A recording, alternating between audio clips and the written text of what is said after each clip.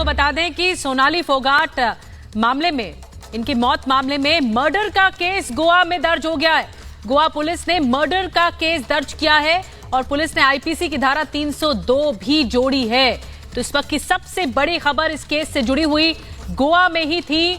सोनाली फोगाट की जब मौत हुई, हार्ट अटैक वजह बताई गई, लेकिन अब गोवा पुलिस ने केस दर्ज कर लिया है और हत्या का केस दर्ज हुआ है। तो बड़ी खबर आपको बता दें किस तरीके से सोनाली फोगाट, जिनकी मौत की खबर आई और जिसने सबको सदमे में डाल दिया कि किस तरीके से सोनाली फोगाट की अचानक से हार्ट अटैक के जरिए मौत हो गई। लेकिन अब बड़ा ट्विस्ट आता नजर आ रहा है। देखिए किस तरीके से गोवा पुलिस ने मर्डर का केस दर्ज किया है। पुलिस ने आईपीसी की धारा 302 भी इसमें जोड़ी है, यानी कि सोनाली फोगाट के मामले में अब देखिए मर्डर के एंगल से जांच की जाएगी, आगे जांच की जाएगी। क्योंकि देखिए पारिवारिक जन जो थे उनका कहना था कि सोनाली फोगाट, जिनकी हार्ट अटैक से मौत हुई है, जो सामने आ रहा था हार्ट अटैक से मौत होने की वजह बताई जाती, लेकिन मर्डर की आशंका लगातार उनके परिवार की तरफ से जताई जा रही थी। और अब देखिए गोवा पुलिस की तरफ से मर्डर का केस दर्ज किया गया है, यानी कि मर्डर के एंगल से अब जांच की जाएगी।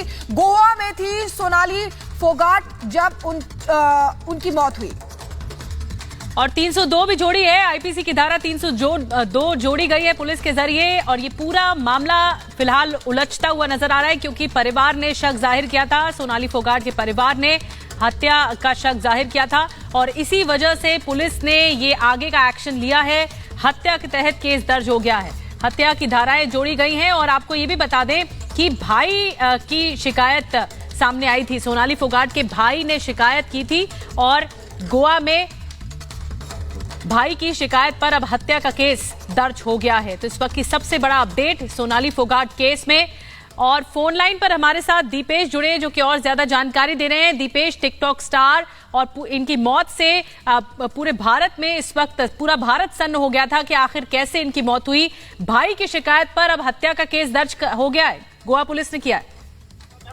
बिल्कुल बिल्कुल, देखिए इसी बात का इंतजार किया जा रहा था और इसी बात का इंतजार किया जा रहा था। दरअसल जब इस पूरे मसले को लेकर रिंकू ढाका ने शिकायत दर्ज कराई थी, उसके बाद से रिंकू ढाका ने हालांकि ये भी कह दिया था कि हम यहाँ पर पोस्टमार्टम नहीं कराएंगे, मगर जब पुलिस के द्वारा मनाया गया कि पोस्टमार्टम रिपोर्ट आते ही हम सबसे पहले शिकायत दर्ज करेंगे, और वही हुआ भी। जब पोस्टमार्टम कंप्लीट हुआ, उस पोस्टमार्टम कंप्लीट होने के बाद अब ये जो बड़ी जानकारी निकलकर सामने आ रही है कि हत्या के मामले को लेकर अब केस दर्ज कर लिया गया है। यानी कि जो सस्पेंस था अब वो इस पूरी जांच पड़ताल के बाद क्लियर होता जाएगा। जो गैजेट्स निकलकर सामने आए हैं उनकी फॉरेंसिक जांच होगी। इसके अलावा अब इस पूरे मसले को लेकर हत्या के एंगल से जांच की जाएगी, क्योंकि लगातार जिन बड़ी बातों का जिक्र रिंकू ढाका के द्वारा किया गया था, रिंकू ढाका सोनाली के भाई हैं और उनके द्वारा जिन बड़ी बातों का जिक्र किया था, जिन शिकायतों को उन्होंने दर्ज कराया था, अब उन शिकायतों के आधार पर, उन पॉइंट्स के आधार पर इस पूरे मसले को लेकर जांच पड़ताल होगी कि आखिर किस वजह से सोनाली जो है वो गोवा आई थी। गोवा आने के बाद वो आखिर क्यों बार बार अपने परिजनों से बात करने के दौरान इस बात का जिक्र करती थी